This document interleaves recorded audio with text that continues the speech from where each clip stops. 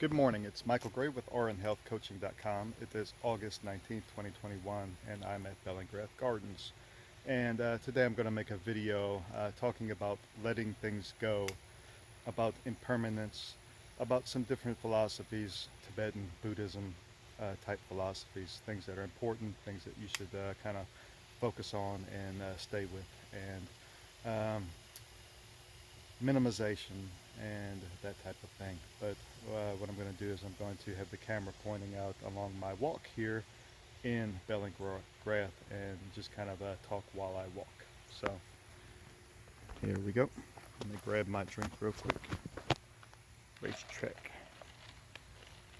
So anyway, over there is the entrance, and basically we're just going to do a little walkabout. I'm guessing this video is probably going to be 20 or 30 minutes long. So basically what's going on in my life right now is that my wife and I and the two girls and the grandbaby are getting ready to downsize the home. Now this has always been on the list of things to do. But I think it's a little sooner than my wife would have anticipated or liked. But given the state of the economy right now and the state of the housing market and the state of the wood prices and just the fact that our home right now, I believe the value of the home is artificially inflated because of the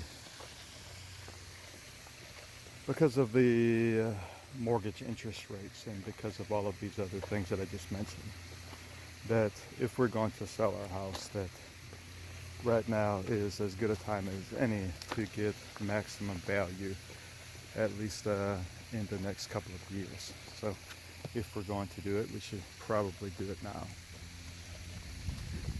One of the things that we had considered, or that we had discussed a couple of years ago, was that once the kids got out of school, that we would downsize.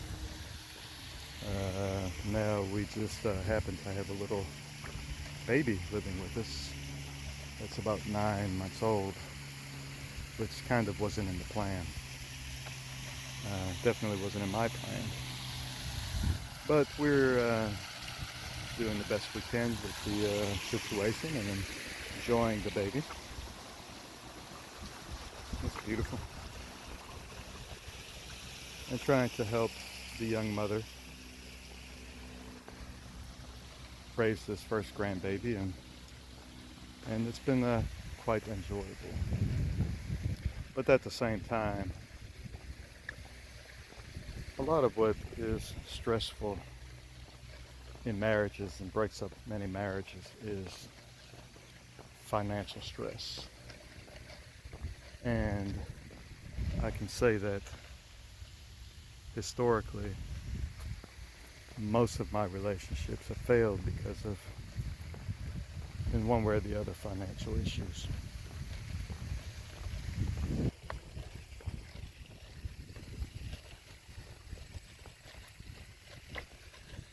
So that being said,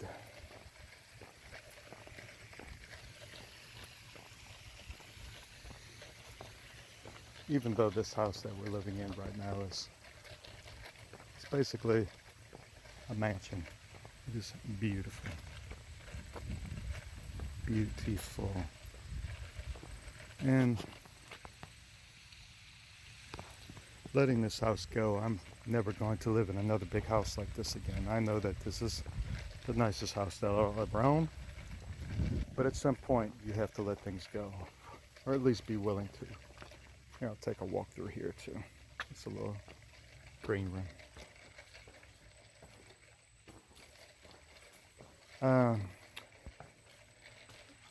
And if things are going to have to be let go,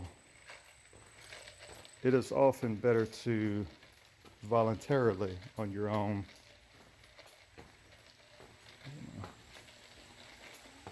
making your own decisions to let things go rather than things being taken from you. If there was a catastrophic illness, catastrophic accident, catastrophic degradation of the American U.S. currency, any of these things, we would be basically forced into probably foreclosure and bankruptcy on this house. Without having a lot of savings, without having a lot of, no retirement and that type of thing. Just like most Americans, we are probably 90 days from bankrupt if we both were to lose our incomes. Now, fortunately, with us both being nurses, and even with the instability in the past year and a half with the coronavirus, we have both had stable incomes. So we're very, very fortunate in that. So fortunate that we're both working overtime and have been for quite a while. But we are still without savings. And really without a plan other than the one that I knew that at some point we would implement. So, situation came up where we might be able to get a beautiful house to downsize in for a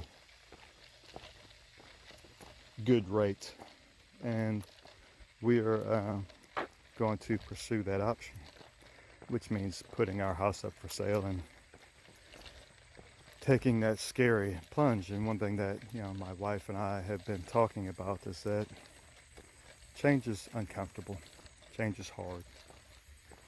So we just have to know that when this happens, when we sell the house that we're in now, that it's going to be sad. We're going to have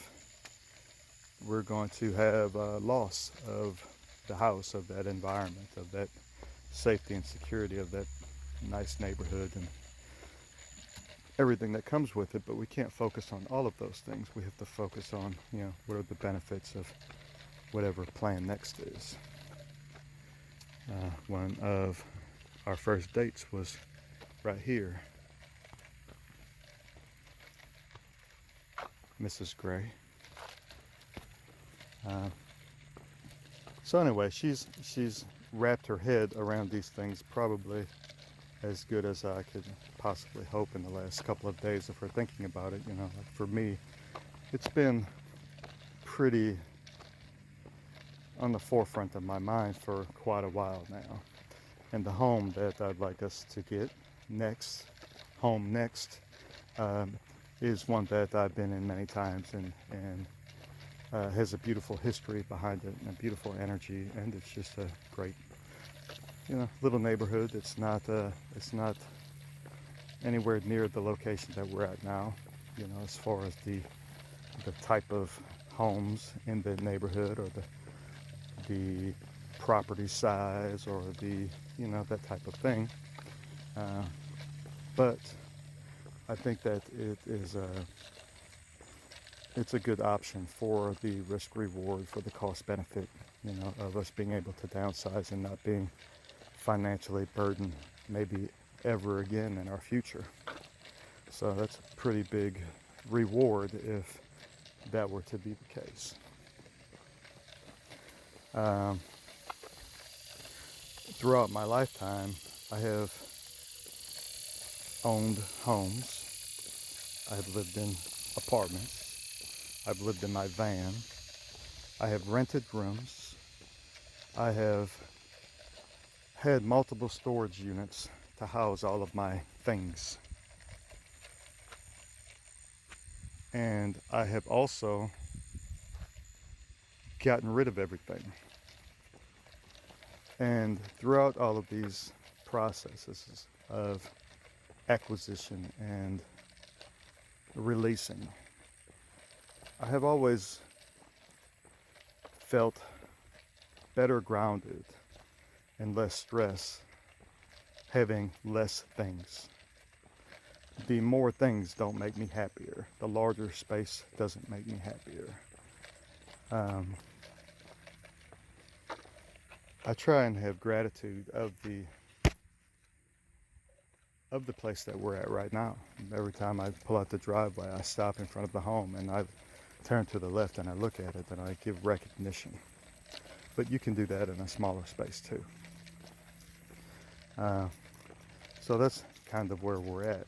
And over the last couple of days, my wife has already started discussing things with the girls and looking at what she can downsize and getting rid of some clothes, because we're going to lose closet space and we're going to lose just, we're going to go from probably close to 3,000 square feet to 1,300 square feet. And there's still going to be the 4.5 of us there, at least temporarily. So,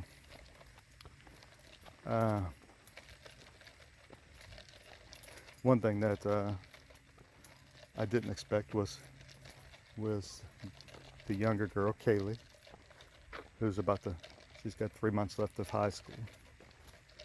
And she's like, well, let's just move now.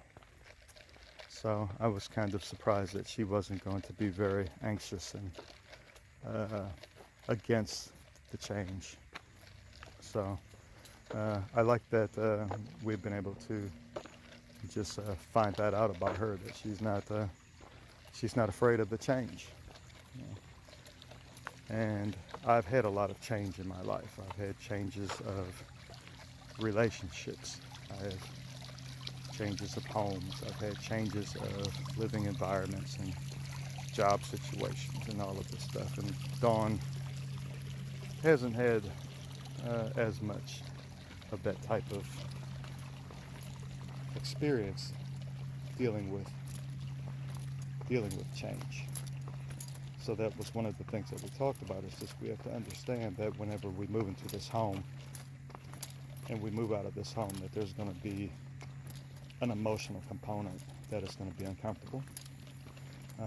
But, we'll settle in to the new environment in a reasonable amount of time. But that time is going to be probably much less as far as how long it's going to take if we don't have, a negative mindset going into it. So I think just understanding that. So we kind of talked about that and verbalized that. That was a really good conversation. We spoke probably for about an hour over these things, and she helped me figure out some things, and I'm helping her figure out some things, and we're doing it together. And I'm glad that that me kind of, it hasn't been a joint decision. It's been something that we have discussed off and on, but it was kind of like, hey, this is what we're doing. And in a way that might be like old school, masculine, me being the man, taking the lead of the finances and the logistics of the situation. But that's kind of tough, because that's not really how our marriage has been set up from the beginning. It's been more mutually decision making, and I just didn't think that a mutual decision making process was going to work in this instance. So I just basically kind of made the decision. So I was a little concerned that her kind of feeling forced into this, that there was a chance that she may have just decided at this point that she just did not want to be married anymore, and that we were just going to go our separate ways. And not that that's what I wanted, but I guess it's that's always a risk. And if that probably would have happened, then it probably was going to occur anyway, and it might have been something that she had been considering, and this was just kind of a thing to push towards it. So instead, it seems like she's still desiring, as I am, to keep the marriage together and to figure out how to make this work, and for us to not have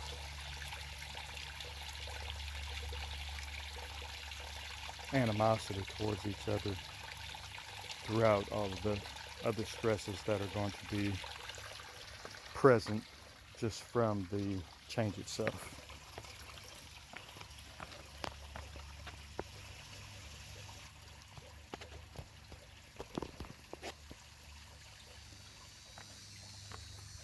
So some of these Buddhist philosophies, as far as the four reminders of human existence and the three components of why there's stress in our life, is the four reminders are suffering,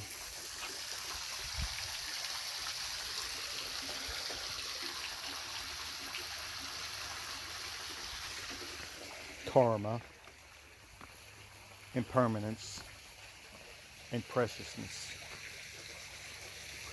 of human existence. And the three obstructions are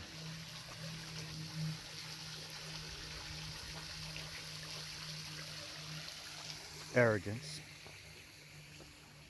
reactivity, and patterns.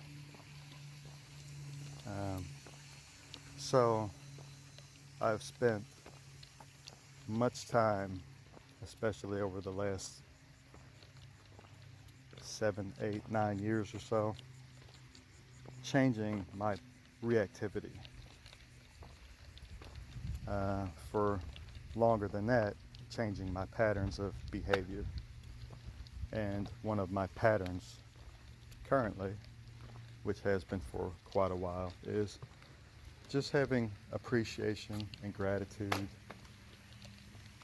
groundedness of this beautiful life, you know, and all of this Tibetan Buddhism and all of these things kind of just made it clear on what it is that I should focus my energy, my time, my emotions on, and what I should let go. So if today were the last day of my life, would I feel good about what I'm doing right now, where I'm at, the interactions I'm having with people, the interactions I'm having with myself, decisions I'm making, and how I'm spending this beautiful, precious life. And this is right now. This is the life. This is my life. This is what I'm doing with my life. And you know, I gotta say that, you know, if I wanted to be doing something else, that's what I'd be doing. So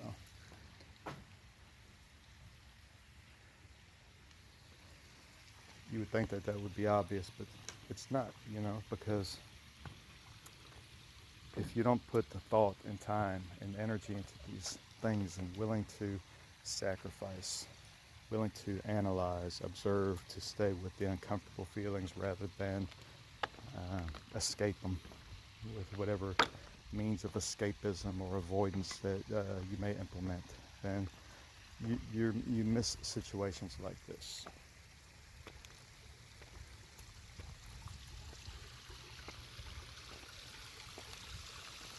This beautiful life isn't going to be maximally beautiful if you don't take distinct action to make that occur, and just put in constant energy of evaluation and observation and figuring out what things are causing you distress, what things are causing you eustress. Eustress is the good stress. Walking around here is stressing your body. Making this video is stressing the intellectual muscle, right? Hopefully, sometime in the future, 10 years, 20 years, 30 years, if I'm still alive, I'll look back at this video, just like the one that I made when I was in Colorado, speaking about why it was that I was moving away from Colorado to move back home to be with my family.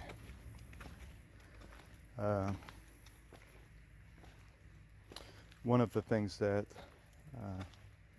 a well-known philosopher of present time, Jordan Peterson, talks about is that even as if in Ayn Rand style, you believe in the virtue of selfishness, there is still the consideration of, even if you are being selfish for you and the decisions that you are making are based primarily on what's best for you, which I don't feel that that is the case,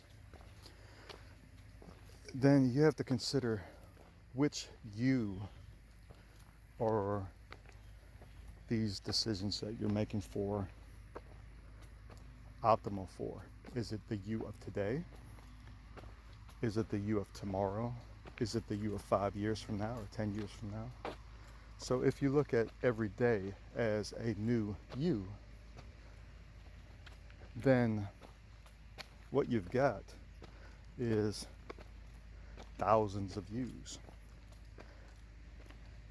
It's 2021.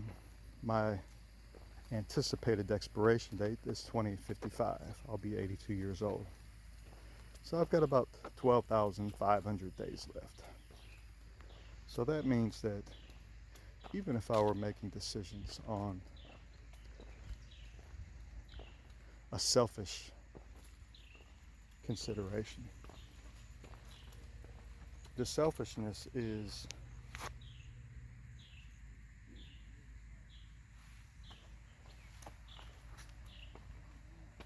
still has to be considered on the next 12,000 versions of myself.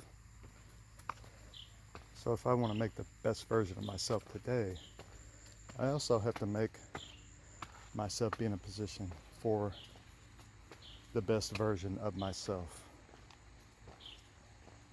tomorrow and the next 12,000 versions of me. And similarly, there's the version of Dawn and I and our marriage and our relationship and our partnership and our future.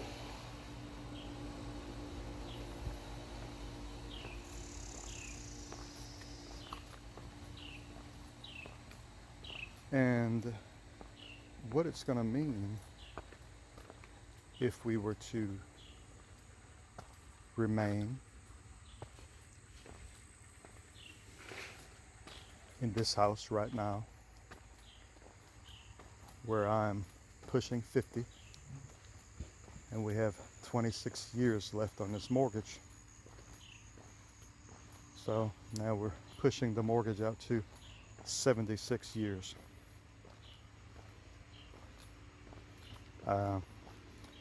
Or if we move into a smaller house with a fraction of the mortgage, and we could double pay or triple pay or pull out this inflated equity in this home right now, and then possibly put that towards the home and maybe have the home paid off in 3 or 4 years.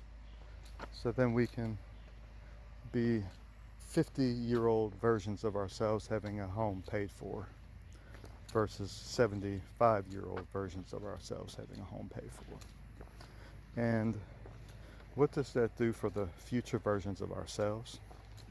What does that do for the future versions of our relationship? How does that affect the kids? How does that affect the future grandkids that aren't born yet? Because maybe we're able to stay married because we have reduced the financial stress in the relationship. Maybe we are able to put the kids in a position to where if other small homes in that one area or maybe not even in that area.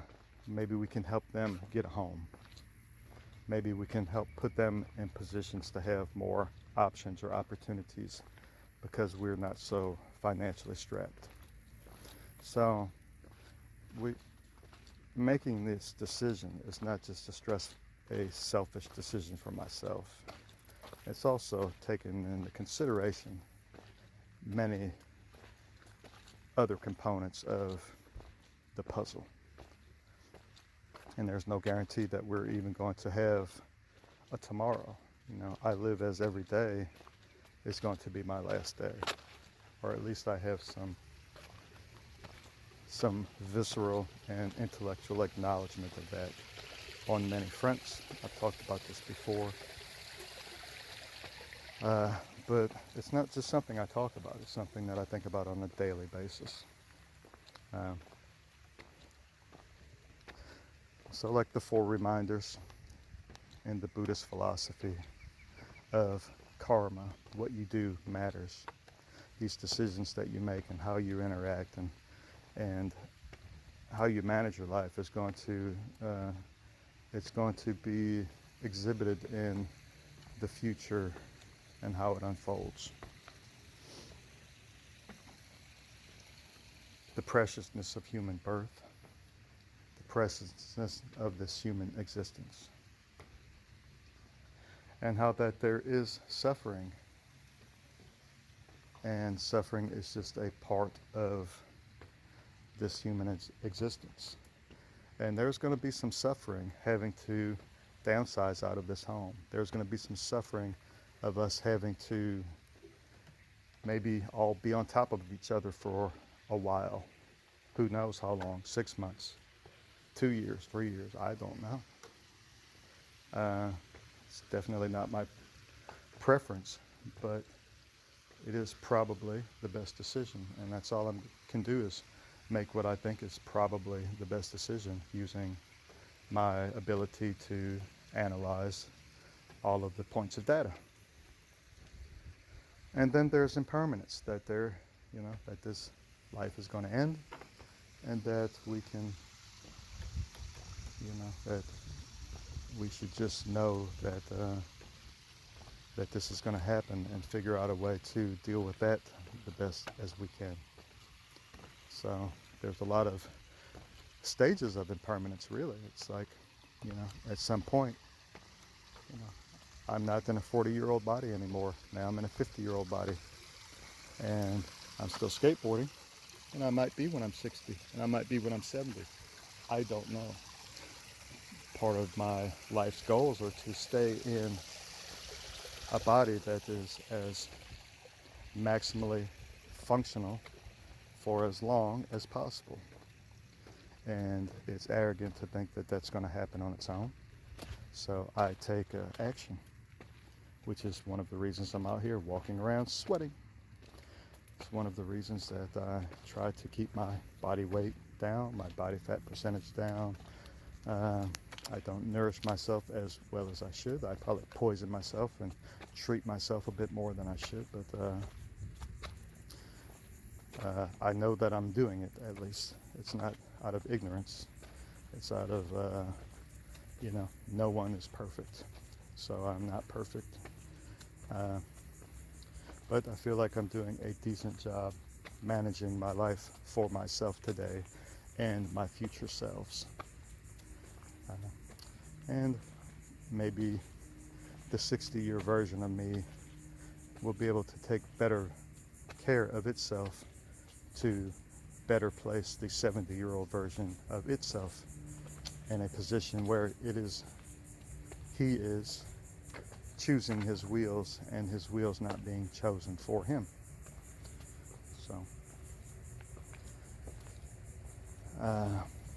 So hopefully all of this works out. It's unlikely that all of it will work out. There will be some stress, there will be some failure, there will be some rewards and beauty and value that we can't even consider. So rather than putting a magnifying glass on the things that are uncomfortable. We should probably putting a wide angle lens on the horizon of the potential beauty of whatever this next stage is going to be, this next chapter into this next home. And just be appreciative that we have each other as a family, that we have good jobs, that we have mostly healthy bodies, that we have the intellectual capability to make good decisions, that we have family, that we have friends, that we have this beautiful life that we have. I mean, it's really just quite amazing. We talk about the human existence and the, like, even today in 2021, the range of suffering that many people are experiencing today, right now, in the United States, all over the world, in Afghanistan. I saw something yesterday on the news where there are people in Afghanistan that are literally hanging on airplanes, on the wheels and the wings of like huge Boeing airplanes, as the airplanes are taking off down the runway to try and escape from Afghanistan, and they're just falling to their deaths.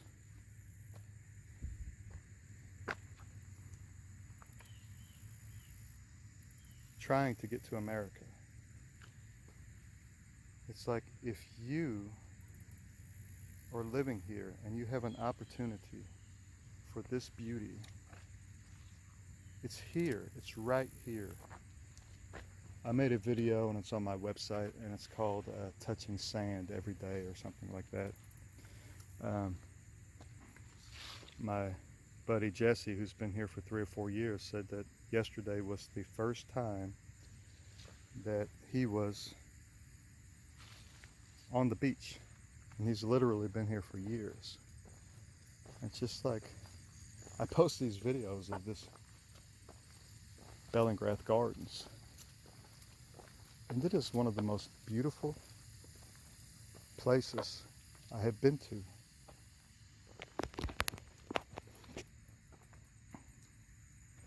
It's basically like Disney World without the rides and without the people.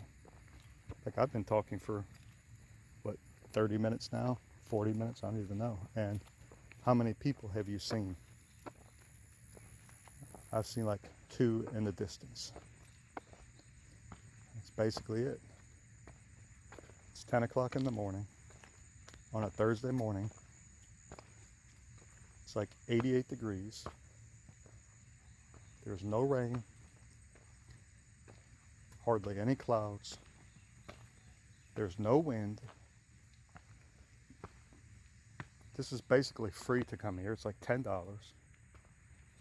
I have an annual pass, so it's like $60 for the family for the entire year. And I'm coming like once a week, if I can, which I can. So, and that's another thing as far as moving right now. We are both like 55, 60 miles from our jobs. So she's driving 120 miles, I'm driving 120 miles. And this new location would put us less than a mile off the interstate. And me 3 miles from my place of employment, and her like 15 to 20. So it's going to save hours of driving. It's going to save gallons of gas. It's going to save the position of safety and not being in the car driving at 60 or 70 miles an hour, tired, exhausted.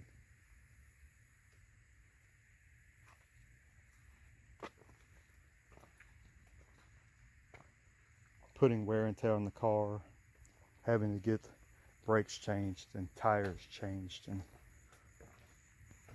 maintenance, oils changed. In the last 6 or 7 months, I purchased a car in January, and it's already got over 50,000 miles on it. It's just a lot. It's a lot of driving. It's the most dangerous thing that I do. So, kind of a little bit of risk reduction, you know. Even though this neighborhood might not be as safe as the neighborhood that we're in now, no neighborhood really that we're going to move to is going to be. And the risk of driving is much higher than the risk of changing neighborhoods, in my opinion. We'll do the best we can for home alarm and video surveillance and perimeter alerts and all of that stuff, but not that it's even necessary, but that's just how I roll. And just do the best that we can with the situation that we're going to be in, wherever that is. I mean, there's no guarantee what it's going to be, but things will change. Something, this house that we're living in is not a permanent dwelling. We will not be in it for all of existence, which means that we will be in it temporarily. And the time is nearing for us to let that one go.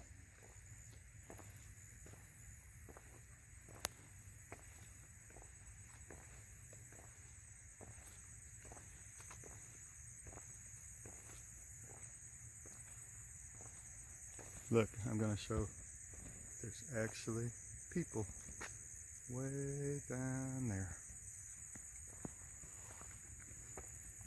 So I'm excited. I'm excited for the change.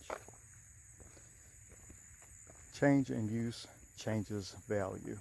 I read that in a book somewhere. I don't know if it was an economics book or a philosophy book. You could probably Google that exact term and it would come up.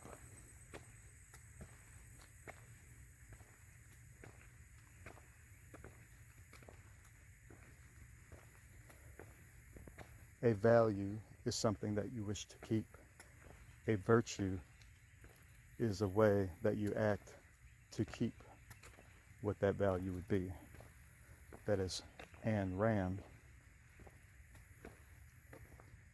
I swear by my life and my love of it that I shall not live for the sake of another man, nor ask another to live for mine. Also Ayn Rand, meaning that you need to take personal responsibility for your situation, and you should not put your situation, your stresses, your struggles on somebody else's shoulders to burden. They have their own.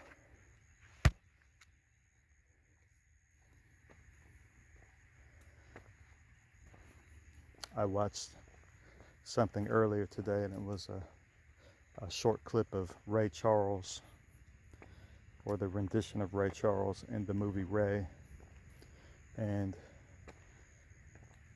he was putting the people around him in a bad situation because he was mismanaging his own life. And he said something like, if this monkey on my back gets too unruly, I'll just put him on the organ grinder and put him to work. So, but you shouldn't put your monkey on someone else's shoulders, for certain.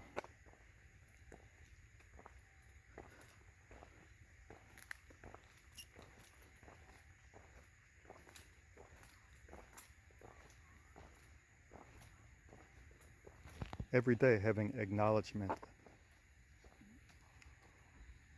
of the different aspects of life: physical, relational, emotional, social, spiritual, intellectual, financial.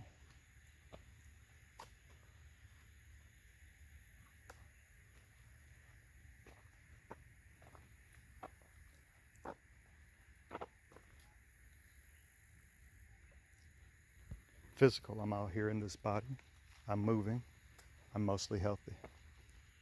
You can think physically of the 11 systems of the body, which are skeletal, lymphatic, integumentary, muscular, digestive, urinary, neurological, cardiovascular, endocrine, respiratory, and reproductive. So if you have something going on that is suboptimal, that is distress, that is poor health, it's very likely you have poor health in every one of those areas. So rather than focusing on that one area, you can look at that spider. Maybe I can get it from here. I don't want to get too close in case it's one of those jumping spiders that lays eggs in your ear. Of course, it couldn't lay eggs in my ear because they're covered. So that's physical, then relational. You know, I can have this gratitude of this relationship that I'm in, the relationship I have with my brothers, with my family, with my marriage, with my stepchildren. I have many, many relationships that I value. Emotional, the emotional stability from the tools that I have acquired by putting in this work. They were not natural. I was naturally a depressed, anxious, escapist mentality type of person, and I have done quite a lot of work to try and reverse most of those things and come up with tools, protocols, reactions, patterns to make those situations less likely.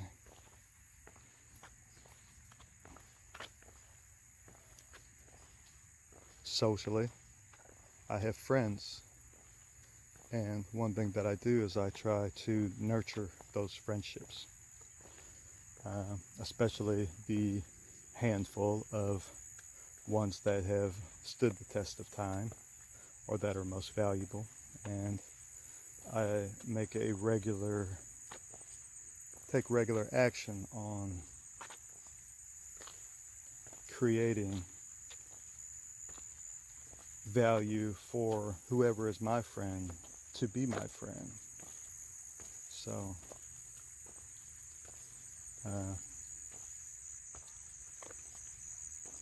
spiritually, I believe that this just being out here in nature, watching birds, watching butterflies, smelling flowers, one foot in front of the other on cobblestone roadways, sitting in a swing and going back and forth. Let's see what that looks like on camera. That's it right there, brother. That is the key to life right there.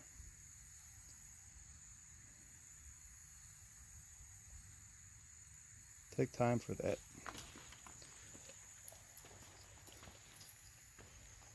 And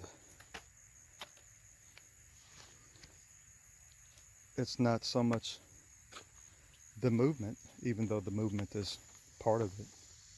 It's the acknowledgement of the movement. It's the focusing on that movement. You can't be focusing on the movement of your feet together symmetrically on the swing as the swing goes back and forth, and what that feels like. You can't be focused on that as well as politics, as well as, oh, look at the bunny rabbit. We call bunny rabbits rovers. I came up with that name whenever I moved to Colorado, and there was just bunny rabbits everywhere. And I said, look at the rover. And there's rovers everywhere. It's a big old bunny rabbit, really. I have yet to see the alligator here, but I have seen many, many alligators down by the alligators. So, intellectually, I try to watch YouTube videos, philosophy videos. I try to educate myself as well as entertain myself throughout the day. And that ratio changes, but it's always usually about 50-50. Sometimes 70-30, sometimes 60-40. I'm never strictly entertaining myself, but there are times that I am strictly educating myself.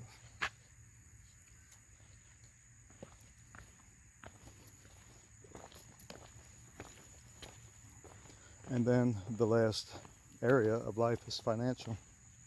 And that's what this whole video really was about. So, press if happy. Happy and healthy.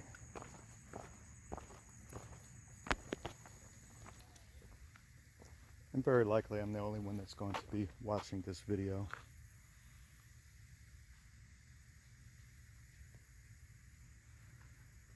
But just for continuity, we can talk about some of the other things that I think of on a daily basis, which are REBT, which is Albert Ellis Cognitive Behavioral Therapy, Rational Emotive Behavioral Therapy.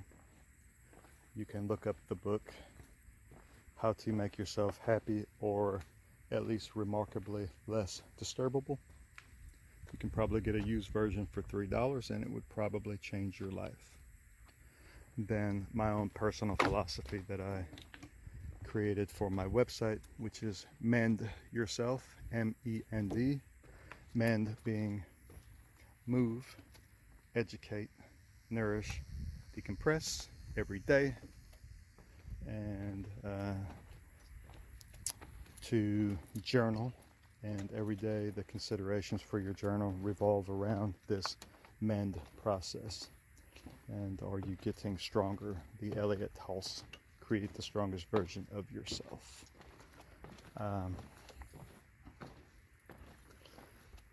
With the REBT, the consideration of if you are emotionally tweaked for some reason. The reason you're tweaked is because you have an irrational belief. The irrational belief, if you change that, you can change the consequence. The consequence is you were emotionally disturbed. So you could become less or not disturbed if you change your belief. The first thing you have to do is you have to realize the actuator that caused this disturbance. So it's ABC, actuator, belief, consequence. So this comes from awareness, observation of yourself. When something disturbs you, you stop.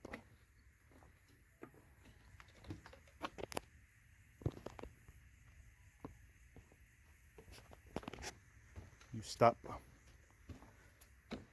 You have an acknowledgement of this situation. You consider what your belief is. You run that belief through a filter. Is this rational or is this irrational?